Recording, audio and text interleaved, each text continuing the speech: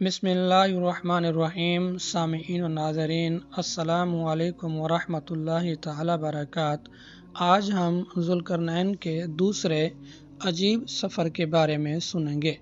حضرت ذوالقرنین نے مشرق کا سفر فرمایا، یہاں تک کہ جب سورج طلوع ہونے کی جگہ پہنچے تو یہ دیکھا کہ وہاں ایک ایسی قوم ہے جس کے پاس کوئی عمارت، مکانات اور مسکن نہیں۔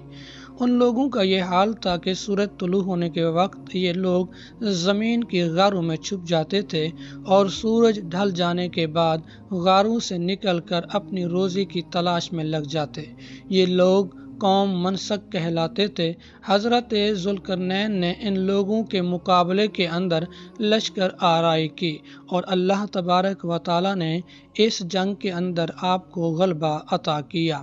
جو لوگ ایمان لے آئے اس جنگ کے اندر ان کے ساتھ بہترین سلوک کیا گیا، ان کو اسلام کی چیزیں سکھائی گئیں، اور جو ایمان نہ لائے ان کو قتل کر دیا گیا۔ حضرت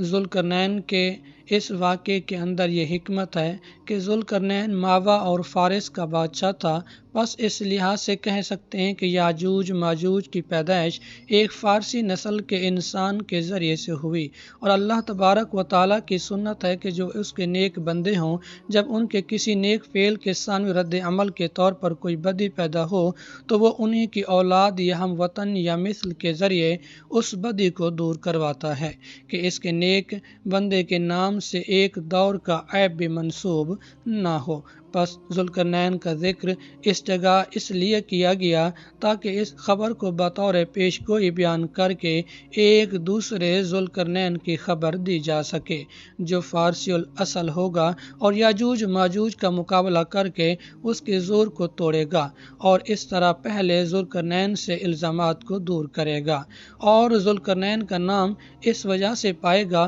کہ اللہ تبارک و تعالیٰ اسے دو قوتوں کا وارث بنائے گا، ایک مہدویت کی قوت اور دوسری مسیحیت کی